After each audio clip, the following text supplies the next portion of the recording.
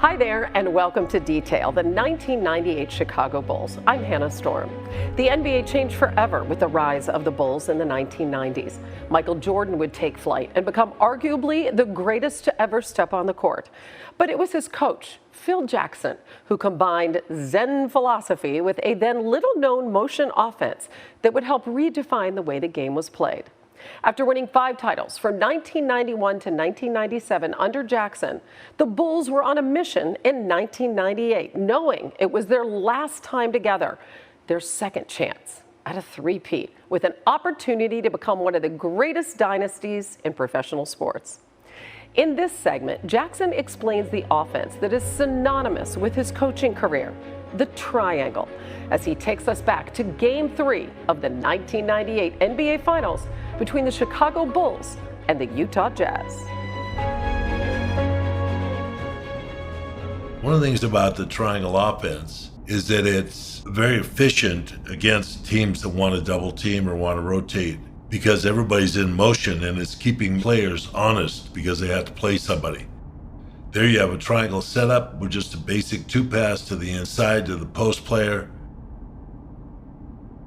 There's an immediate reaction by the Jazz to come and double team Michael. Michael steps in the backdoor step and has a real easy shot and misses it. The triangle's very much a post-oriented offense. It's a power game. Both these two teams are power teams. And at that time in the NBA, power basketball was the game of the day. Here's a basic corner cut by Pippen, a center opposite. Jordan comes to the post, and we're just going to work against Hornacek and see how it goes.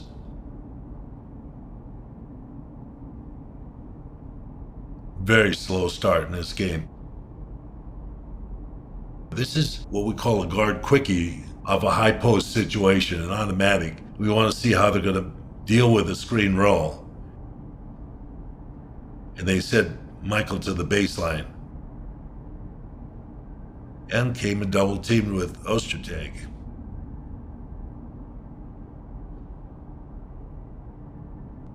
So we'll call our pinch post. I'll run that back again for you. This is a very effective part of the offense after the triangle's organized. It's what we call a 2-pass to the top of the circle. And Kukoc makes this pass to Pippen. Burrell's a little bit out of position, but he comes to the pinch post and Pippen's able to come off him for an easy jump shot. This is a sequence that's been called probably after a timeout or perhaps after a free throw. It's called a guard quickie, and Jordan comes off this high post, and you can see that Stockton's ready for this. They've scouted it. He's ready for it. He jams a play up, which leaves Steve Kerr wide open for a shot here. The secondary action off of this, of course, is screen roll. Tony Kukoc down here has cleared the side so that Pippen's open on a lob. He can get it at the basket. This is a sequence of actions that we used for Kobe Bryant when he scored 80-some points against Toronto a few years later. Very patient, corner cut. Longley's a real good passer. One of the reasons why we gave up Stacey King to Minnesota for Luke Longley. Big body, could guard a Shaq, or hold him up at least. Maybe not guard him, but hold him up. Starting to get a little bit of a feel, I think, where offense is stagnant from the beginning. It looks like, again, running a guard quickie with a screen roll off of it. Dennis Rodman will set the screen. Michael gets right to the place he wants to get for his shot. One of the things about the triangle offense, we always insist that 2 and maybe 3 guys had to rebound on every shot. That was the balance. 2 guards back. The shooter had an option to go and get his own shot, and 2 people were designated to offensive rebound, which gave us a real good opportunity to get second shots. And second shots are the highest percentages you can have in basketball outside of steals, fast breaks, runouts that come from steals, block shots. We have a play going on here. It's a side out of bounds sequence. It's fifth side. and we're making a real simple thing, and Pippen's just coming down, and just middle penetration. When teams get overloaded and their defense becomes difficult to handle, we like this middle penetration and fan the guard away. And Harp seems to be the guy that's on the fan. He has an open opportunity. And one of the issues with the triangle is that it's always about balance. Our guards are caught inside, Harper's at the basket, and leaves a wide open Tony naked at the other end of the court. Tony's actually a pretty good three-point shooter, but he's really barely got that one to the rim, and of course it's a run out because he's the last guy back. Pretty consistent going to high post right now. Seem to be able to get some middle penetration on that. It's an automatic in the triangle offense. We're using Dennis because Dennis is not being played. As obviously he doesn't want to shoot the ball, can shoot the ball okay, but doesn't want to shoot the ball. So we're using screen roll with Dennis a lot. Here Michael just takes it to where he wants to go. And when things get really difficult and we have to start using dribble penetration, it's one of the sequences that we use well. Winning 6 titles in 8 seasons is simply hard to fathom, but that is exactly what Michael Jordan and the Chicago Bulls accomplished from 1991 to 1998. Now, before their second three-peat and Jordan's return to basketball, the Bulls knew they had to have defense and rebounding. And so they added their former nemesis from the Detroit Pistons, Dennis Rodman. He joined the roster in 1995. Rodman led the league in rebounding for 7 consecutive seasons during the Bulls' championship stretch. And in this segment, he explains the method to his defensive madness and how his impact on the court helped propel the '98 Bulls to their 6th title.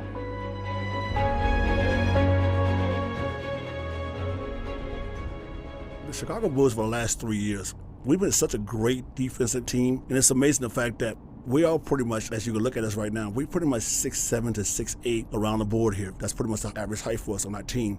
But look at here, you got Dennis Rodman, that's me, guarding the 7'6" guy called Sean Bradley in the post right now. And that's a 6'6" guy that's a foot shorter than him, trying to defend someone that's pretty much obviously a lot taller and probably a lot more skilled as far as an offensive player. But if you can see me right now, I'm trying to force him to keep him out of the paint. And it's very difficult to keep anyone that's 7'6" out of the paint. I don't give a damn you weigh 190 pounds. It's very hard to keep someone out the paint that you that tall. So basically, I'm trying to use my leverage and my defensive skill and my mind to provoke him to make a bad shot. Sean Bradley is not one of the type of guys that's a very offensive-minded guy. He don't really have the notion to be a powerful individual that can score 20 points a game. So basically, I'm just relying on the fact that he can shoot a bad shot or a hook shot. As you can see right here, Ron Harper's bringing the ball down. Now, I'm going to form the triangle on top. I'm going to fill in the top of the wing over here on the left-hand side. And look at Michael Jordan. He follows right behind me to go on that low post right there.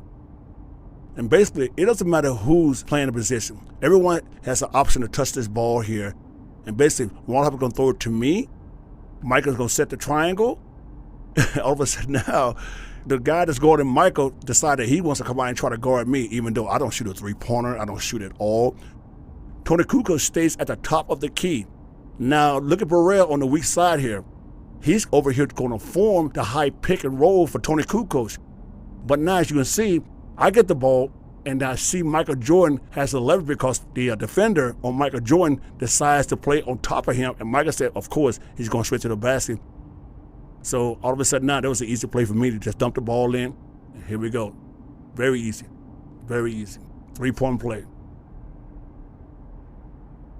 All right, as you can see right here, Tony Kukoc is guarding Dennis Scott here. All of a sudden, the double team comes from Ron Harper. We know that Dennis Scott loves to shoot the ball. But all of a sudden, we all attack the basket as he shoots the ball. Guess who gets the rebound? I do, of course. And then when I get the rebound, the first thing I always do when I get the rebound, take a dribble and just throw an outlet pass. And I'm one of the few people in the world that actually can do something like this. Get a rebound and throw an outlet pass. I mean, dead on, spot on outlet pass. I think I'm one of the greatest players to ever do this.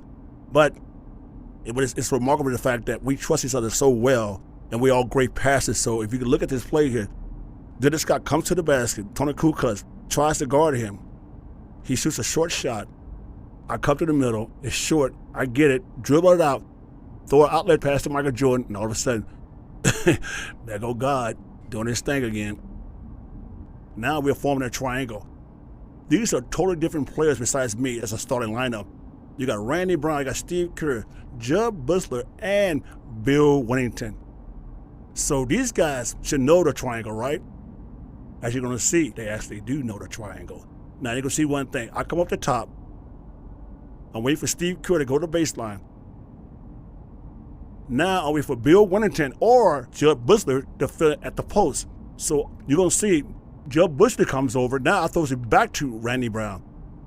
Bill Wennington comes up to deliver the ball. We don't have anything there. Now you're going to see Randy Brown's going to throw the ball back to Steve Kerr. Now Steve Kerr's going to form a triangle. Look at it. See the triangle right there? Now look what Randy Brown does. He comes back up to the key to fill in that void right there. Now, here we go. You're going to see me get the ball in the post. You're going to see Jud Buechler cut hard the baseline. You're going to see Steve Kerr. As I said, everyone on this team knows this triangle very well. He's going to cut to the basket and pick Bill Wennington's man, and Bill Wennington's going to get hopefully a nice shot at the top of the free throw line right here. But obviously, you're going to see he missed. So all of a sudden, you're going to see Jud Buechler. Look at him. He didn't give up. Now all of a sudden now, forming the triangle again. I'm in the post. Steve Kerr is on the left-hand wing.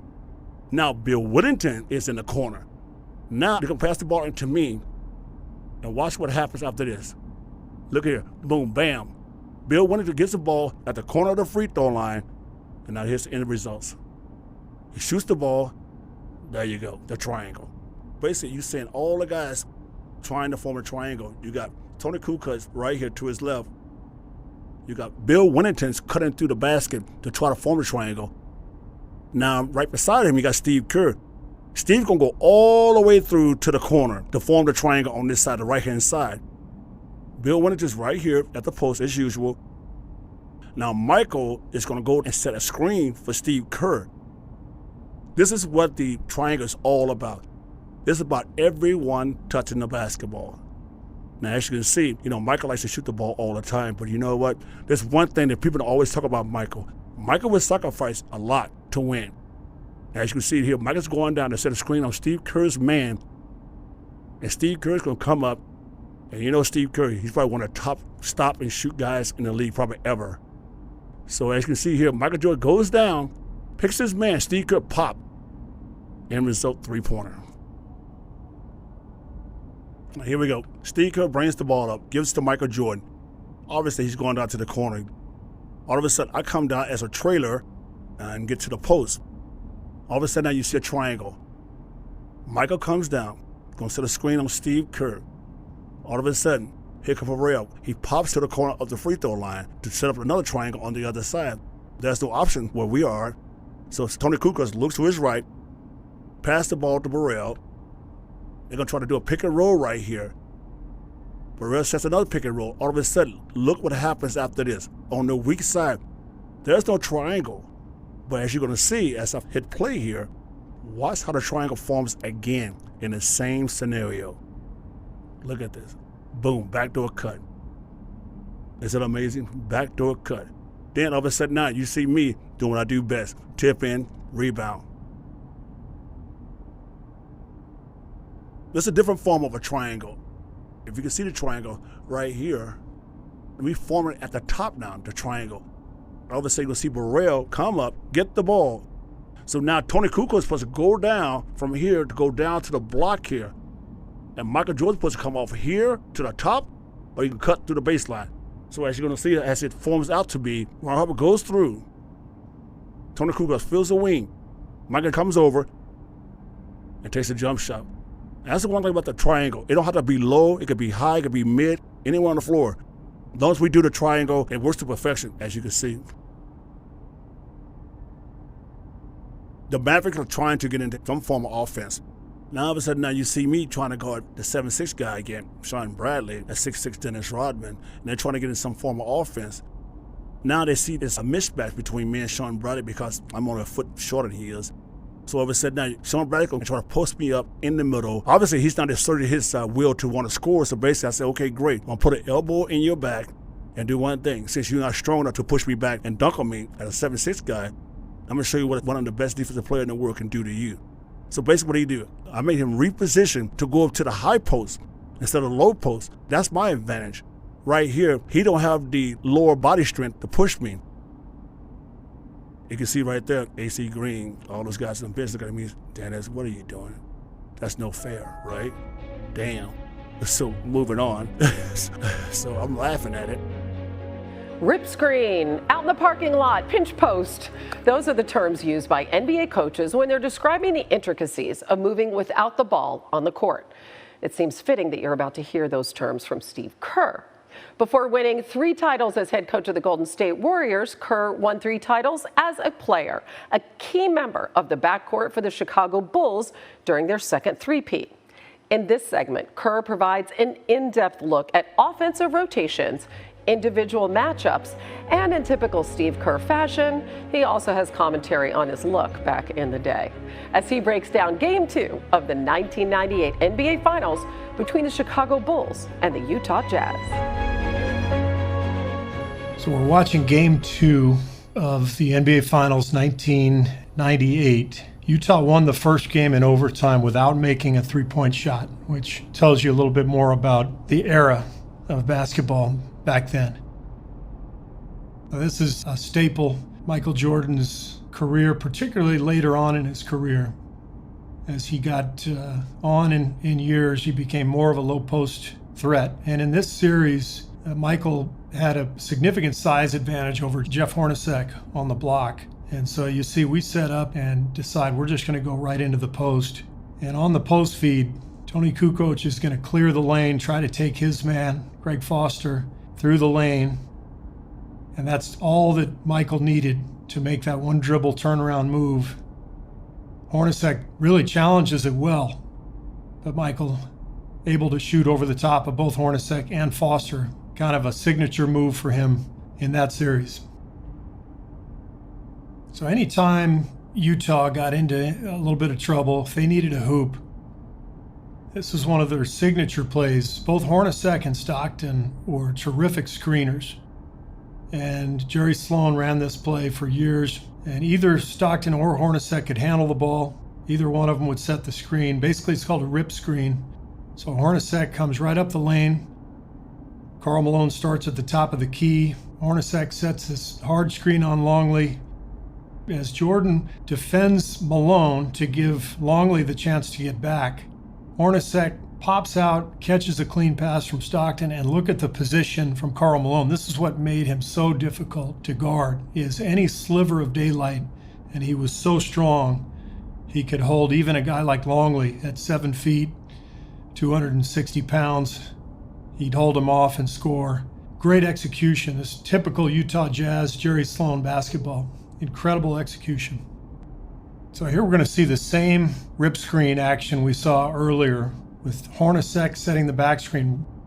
Dennis Rodman has come into the game, and his ability to guard Malone is a big part of our defense in that series. And you see he runs Malone off of that same cut that he had scored on just a couple minutes before. And it was Dennis's speed and strength that allowed him to get in front and around Malone, force him back out onto the perimeter. And as Hornacek sees that, he takes the ball to the rim.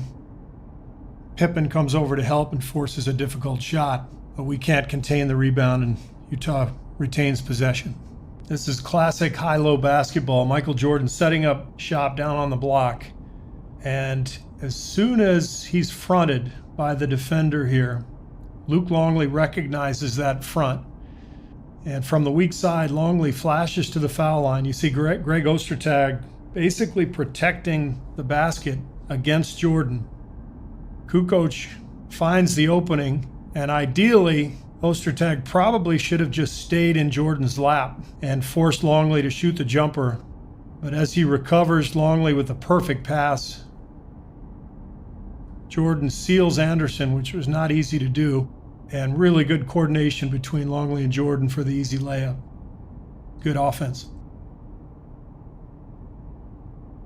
About time I got a shot off. It's like you got one shot every 10 minutes of playing time in these games, unless you were an all-star. Those are some horrible sideburns, by the way. This is a really executed play here from the Bulls. You watch the throw ahead to Kukoc and watch Jordan come off kind of a stagger screen from both Kukoc and Rodman. Hornacek gets tied up.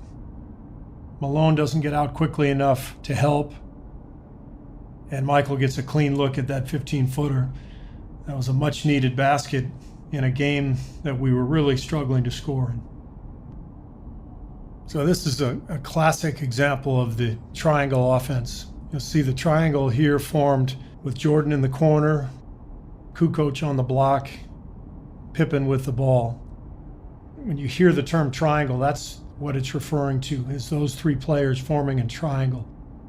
And anytime the ball is moved in the triangle, we had different patterns that we would run based on where the ball would go. So in this case, it goes to the top to Ron Harper. Dennis Rodman knows he automatically comes to the pinch post. There's a series of actions on the weak side. And when Pippen frees up, ball starts to move again. Pippen sees the isolation. There's Jordan. And after the dust settles, the defense is scattered, you end up with that same low post move from Jordan over Hornacek, which was a move that he made against everybody later in his career, but that was a classic example of how the Bulls would get Jordan the ball on the block. On this possession, you see we got pretty good spacing on the perimeter as the ball goes into Jordan. Pippen makes a screen at the top of the key, and as he cuts through the lane and Michael goes into his move, Isley decides to double. He leaves Scott Burrell wide open, and Burrell knocks down the three. This looks more like modern NBA basketball than 1990s. But that kind of spacing opened up the floor and gave Jordan more room to work. Big shot from Scott Burrell. The Chicago Bulls' playoff run to the 1998 NBA Finals tipped off against New Jersey. They swept the Nets. Then in the semis, his Airness and company quickly dismantled the Charlotte Hornets, 4-1. But the Eastern Conference Finals were an entirely different story. Mark Jackson and the Indiana Pacers played the Bulls to a 3-3 tie, with the Bulls hosting Game 7. The Pacers had a chance to knock the Bulls from their perch and advance to the NBA Finals. And in this segment, former Pacer and ESPN NBA analyst Mark Jackson breaks down that critical Game 7 of the 1998 Eastern Conference Finals between the Bulls and the Pacers. Here we are, 1998 Eastern Conference Finals. The Chicago Bulls against my Indiana Pacers. We're in Chicago.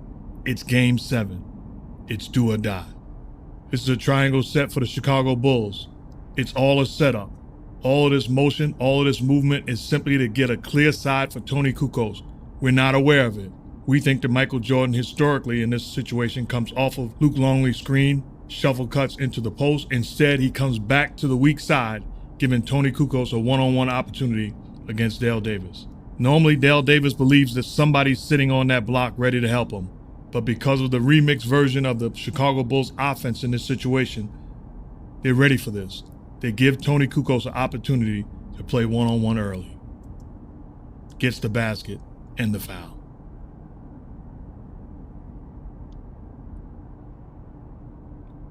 Right here, we're in the horns action. Two bigs at the foul line extended, trying to get Rick Smits an opportunity to make a play. I'm coming off the screen and roll. Luke Longley, who's defending Rick Smits, is sitting in the paint area. My job is to force him to help. He refuses to help. He's staying in center field. Scottie Pippen is fighting over the screen. Right now, neither one of them really have a player. My job is to make a play. The right play for me is to deliver the basketball to a knockdown, jump shooting big man in Rick Smits. Timely, on-point pass. Look at what Scottie and Luke Longley does. Both guys run to Rick Smits, an outstanding jump shooting big man. And Rick Smits makes the proper read, turns down a good shot for a better one. Nobody's on Jackson in the corner. and we know the results there. That's beautiful basketball, setting the tone early for Game 7. Again, the Bulls offensively, they want to get Tony Kukoc involved. They give him a post look. Misses the basket, but look at the ability of Michael Jordan to crash the offensive boards. He understands you don't win Game 7 without doing the little things. Pursues the basketball, wants it more than anybody else on the floor, gets after it, gets it, and gets the easy deuce afterwards. That's championship effort. Now the Bulls want to give Michael Jordan a look. This all fake movement to get Michael Jordan a post touch. Gets the basketball on the post, and you love this. Right away, we don't want him to take over this game. Rick Smits comes over, double teams him, forces him to ad-lib offensively and try to create his own offense and make a play. But a good job by Rick Smits ignoring Luke Longley, number 13 in the paint area, and not allowing Michael Jordan to play one-on-one. That's a tough shot. A makeable shot for the great ones, but it's one that you have to be willing to sacrifice and give up in order to put yourself in position to win. And Rick Smits, multiple effort plays, so he helps, forces Jordan into a tough one, and that's not the end of your responsibility. The last line of your defense is securing the basketball, gets back into the picture, and comes up with the rebound. Look at what the Bulls do here. Constant pressure. Scottie Pippen, an incredible all-time great defender. Commitment on the defensive end. He's in the backcourt. We're not even into our set yet. He's extending the pressure, fighting over screens, keeping constant pressure on me bringing the ball up the floor. And that becomes contagious. Forces me to pick my dribble up, a mistake you shouldn't make as young point guards, and now I'm in trouble. Again, look at the pressure that they're putting on us. Forces the turnover. Scottie Pippen all over the place. Now it's 2-on-1 basketball. Michael Jordan and Scottie Pippen against me as a defender. My job is to force him to give up the basketball and try to get somebody else back into the picture. Jordan, unselfish, rewards Scottie Pippen for his stellar defense and great energy. And then, picking up full court, forces another turnover. This is suicide when it comes to winning a Game 7 on the road. Now, offensively, the 98 Bulls were nearly unstoppable. Phil Jackson's triangle offense was designed so that every player could touch the ball, making other teams pay if they left someone open or tried to double team Michael Jordan. But there was one player on the Bulls who in 8 games that season played 30 minutes without scoring a single point. Dennis Rodman. Of course, his impact was never about that part of the stat sheet. One of the most prolific rebounders ever in the NBA, Dennis Rodman breaks down his role within the triangle offense on this segment of Detail. So as you can see, the ball is thrown in to Ron Harper, and Ron Harper is looking at Michael Jordan because he's the first option. You know, he's God, and his second option is me in the low post. So obviously, I'm wide open. All of a sudden, I think the guy on the wing here is overplaying Michael. So basically, they gave me an opportunity to focus on Michael because he can make a sharp cut to the basket. We have a very easy option because we got the greatest player in the world, and you got a guy overplaying the corner pass. So basically, that was an easy play for me to sit there and bounce past the ball. Check it out. See how easy that was? This is a different play, but the same scenario and the same ending. Now, Tony Kukoc is coming down with the ball and filling in the wing, and Michael Jordan's going to the corner as usual. And now you can probably see Burrell go over to the post. I'm coming behind as the trail guy. So basically, my option now is to do one thing. Let's go to the weak side wing to fill in the other part of the triangle. As you can see on the side of Michael and Tony Kukoc and Burrell, they got the triangle already formed. But so now the option is gone with Michael in the corner. Now Tony looks up to Ron Harper. Then all of a sudden now, we got to form a new triangle because that side of the triangle did not work. This is the position where Ron Harper comes up, the top of the key here. We have another triangle now. So basically, I come up top, get the ball, and still looking for the backdoor cut or the cut coming off the post with Burrell. So basically, if that doesn't work, I give it to Ron Harper, and he comes off the screen for me, and then all of a sudden, it's a two-man game with him and Michael Jordan at the post down there. But as you're going to see, the triangle works to perfection, as it always does. Okay, obviously, obviously this play right here is pretty much broken down because it's not broken down, but as you're going to see as this play progresses, Ron Harper forms a triangle. He looks into Tony Kukoc, and you see Burrell that's right there in the corner. He's wide open, but he figured that Tony Kukoc has a better option because his guy can't defend him. So basically, when Ron Harper throws the ball into Tony Kukoc is going to sit there and try to see if he can maneuver and get an easy basket on this defender. But as you can see, he gives up on the play. So now we're supposed to form another triangle. As you're going to see, Michael's going to sit there, as he always does, as a floor general, where his option, go up, shoot a jump shot, and all of a sudden you're going to see, you know who, Dennis Rodman getting the rebound. And Sean Bradley's 7'6", and all of a sudden you get a three-pointer right there. That's basically what the triangle's all about. Even when the play was broken down, we still formed a triangle. Then all of a sudden, got a good shot, three-pointer. Now, as you can see, Michael is bringing the ball up right now. And look at the Mavericks defenders. They're pretty much not set right now. Sean Bradley, he's falling behind me. But, of course, me, I don't want to shoot the ball. Basically, I'm just going to go down and rebound the ball and, be the bad guy and try to do little things and make things work. Now you're going to look at Burrell trying to form the triangle. You're going to see Tony Kukoc going to try to come over and form a triangle. I'm trying to go down, but we send Michael backing down like he always does and try to get the best leverage to try to score a basket because he's still a weaker defender on him. So now we all sitting there just trying to wonder what he's going to do so we can position ourselves to rebound. And you're going to see Sean Bradley going to try to come out. And once Michael see that, he's going to try to do the windmill dunk like he always does. He did it on Patrick Ewing. Now, as you can see again, look at here. He got pack on him, I always say. He got that whip, that elbow, always that elbow. And next thing you know, again, look at it. Oh, look at that, look at that.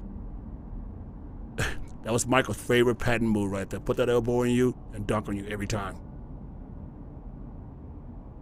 Remember what I said about the triangle. You don't have to set it down low or cut or anything like that. You can actually set the triangle up high. As you can see right here, Ron Harper's going to bring the ball down. I'm coming up to set the high triangle right now. Knowing the fact that I see Michael Jordan's man is playing on the high side of the ball, knowing the fact I know what Mike's going to do here. He's going to cut back door. It's going to be easy layup, an easy jump shot. As you can see here, we're on the same page, me, Ron Harper, and Michael Jordan. Ron Harper's going to come down, look at me. I'm wide open. He's going to throw the ball to me. Obviously, you know what's happening right here. I'm going to look to my right. That's the first option for me is look to my right. That's the one thing about the triangle. You have option. Look to your right, look to your left, pivot, pass it over, swing it over to the weak side, form the triangle, either way. But here, it seemed like a better option because you got Michael Jordan on a weaker defender here. I know Michael Jordan, he loves to score, so he's going to sit there and fake and cut to the baseline and shoot a jump shot here. There you go. Very easy. The high triangle. Phil Jackson coached 20 seasons in the NBA, and he never had a losing record.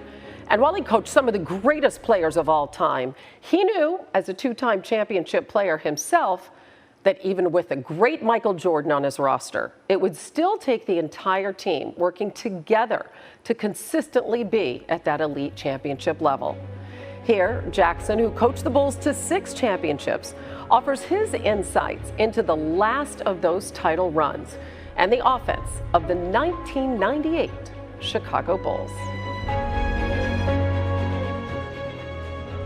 Pip's going to be on the curl cut here, and Tony has an open space against Keefe and takes advantage. One of the things about the offense is it's always your choice. Whose advantage? Post is free. Whoever wants the post can get to it first. It's got his name on it.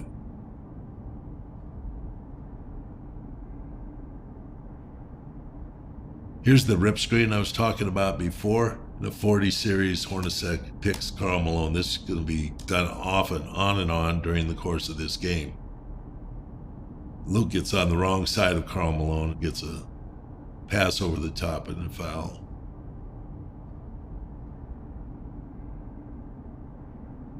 We have post-up opportunities with Ron Harper with Stockton. You can see how hard Stockton fights. Strong legs, able to physically be a pretty good defender even at 6'2", 6'3".